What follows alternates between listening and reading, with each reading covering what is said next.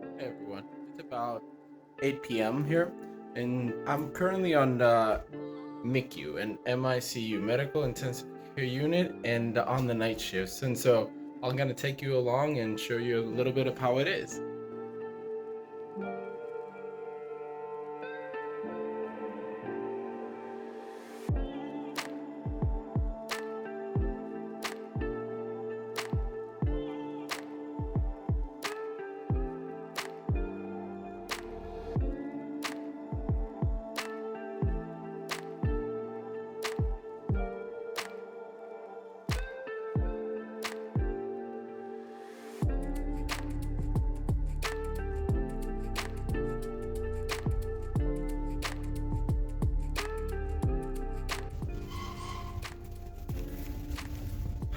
So we just had a code for about 20 minutes.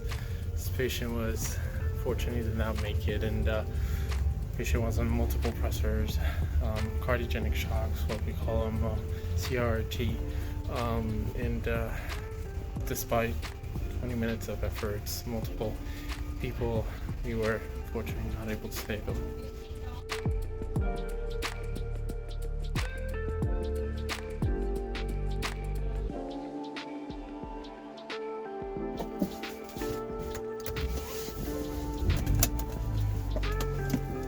There's one more day. This is my last week in the ICU setting, so let's see what it holds.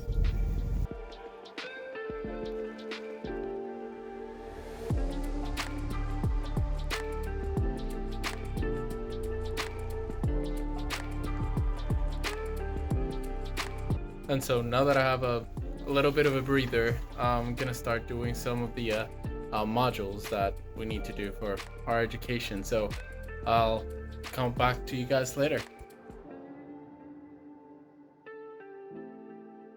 So it's been quite a long day. We usually around here between 7:30, 7:45, and start rounds at 8. So far, I'm on long call, and that means we leave at around 9:30 p.m. It's a 13-hour shift. Right now it's about 7:30. Day has been pretty hectic. Some multiple admissions and several codes, but we're holding off strong.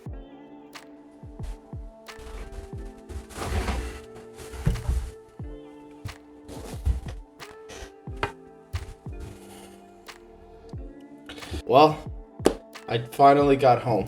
I finally completed my month of ICU, and it was definitely, well, quite the month. Quite the interesting month, actually, because ICU is very intense. ICU is, you have, unlike wards, you have oftentimes a little bit less amount of patients. However, every single patient requires so much attention to details. They're inevitably so sick, some on pressure, some on the very edge of death. And so we oftentimes need to keep a very, very close eye on them, and we get nonstop calls oftentimes, either during the day or during the night shift in the ICU or during call, that it's not gonna lie, well, a little bit exhausting. It kind of drains you, because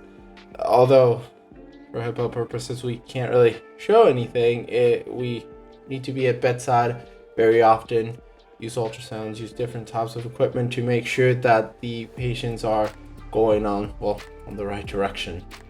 What are shifts like? Well, oftentimes, at least in the MICU, shifts are anywhere from 12 to about 14-hour shifts. This is pretty much kind of standard. We get in at around 7:30 in the morning. We round at 8. Every single patient, we discuss every single aspect of each one of the patients, and afterwards we just head on our way, put in orders, go doing consults, do any sort of bedside procedure that needs to be done, and monitor throughout the rest of the day. In addition to that, We get consults from the ED, consults from the floor, different services that we would need to go to address, assess, and see if they actually need to be in the ICU for a lot higher level of care. So the other thing is, in terms of the night shift, well, kind of during the day there are a little bit more amount of people to different teams, and then during the night there's just a single team, and amount of patients ranges varies a lot between hospital and hospital, depending on how big or how small the hospital is. And so it can be very taxing, but at the same time it's incredibly rewarding. So what do you need to know as an intern or as a new resident in the ICU who may have never rotated or done any sort of rotation in the ICU? Well, first off, you need to make sure you have a solid base in medicine. This is at least basic aspects, and so anywhere from AKI, heart failure, MIs, COPD, ARDS, renal failure, liver failure, cirrhosis, and anything else that you have been taught in med school, you need to have it pat down for MICU. Main reason is because, well, these are incredibly sick patients with multiple comorbidities, multiple issues going on at the same time that all require this same level of attention at the same time and to be managed in the same setting on a critically ill patient, that his life essentially rests in your team's hands. Next up is, if you're interested in critical care, then make sure you have a good mentor. Don't be afraid to ask your attendings. Be interested in getting feedback from your attendings. Be interested in getting feedback from your colleagues. Make sure you keep up to date with reading, studying, doing questions. That way you can keep your mindset fresh in terms of being able to manage on split-second decisions, and or know when to kind of kick the can upward to your upper level or to your attending if kind of things go in the wrong direction, where the patient know and learn how to recognize these early signs of things maybe going awry if with a patient. So make sure you oftentimes have a mentor, either a resident, an upper level resident, or an attending, so that you can rely on them and them to be able to give you a little bit of a guide. And as I mentioned, ask for feedback. If you feel you're kind of not up to the level that it should be, set an upper level aside, set an attending aside, ask for just a minute of their time, and ask for pointers. Look to see if there is anything that you can improve on. Keep learning, become also familiar with bedside procedures, surgical procedures, and particularly surgical procedures.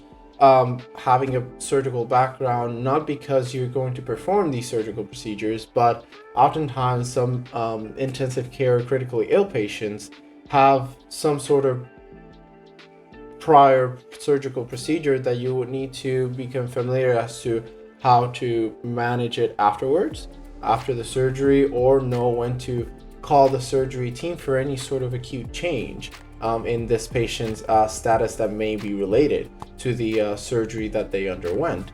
Another thing that you should definitely become very familiar with, and it's something that is not used in the regular nursing floor, is the drips. Vasopressors are a key part of ICU. Become familiar with the dosages, become familiar with vents, become familiar with sedation, all these differences and how the drips and the rates are. That way you're going to be able to, not only on your daily plan, when you present to the rest of the team, when you present to your attending, what to do with all these things, how these things interact in the overall patient care. How can we take a patient out of a ventilator? What's the regular process? How to manage a patient after they coded or after they had an MI. So become familiar with these things that are not really seen on the floor and that can't be used on the floor. So those are some key points that are very important for you to kind of become familiar and be comfortable with. Also, in terms of bedside procedures, you need to become familiar, you need to become comfortable with placing central lines, placing arterial lines, placing chest tubes, placing trachs. So it's be doing paracentesis. Everything is very important because, again, all these procedures are often necessary in these critically ill patients to be able to have good IV access, to be able to relieve any sort of respiratory issue or abdominal issue that may be presenting acutely, that may have you may just have just a couple of minutes to make that split-second decision to undergo and to be able to get prepared and to perform it. So these bedside procedures are also very important for you to become familiar with. And kind of the last thing, why do I like ICU? Well, why do I like ICU? Well, because of that, because it integrates everything of medicine, procedures, medical knowledge into a whole package of taking care of a critically ill patient to kind of the highest level, kind of the last resort, and to be able to see patients get into the ICU and manage them alongside with the team and be able to see them walk out of the ICU or be transferred to the floor.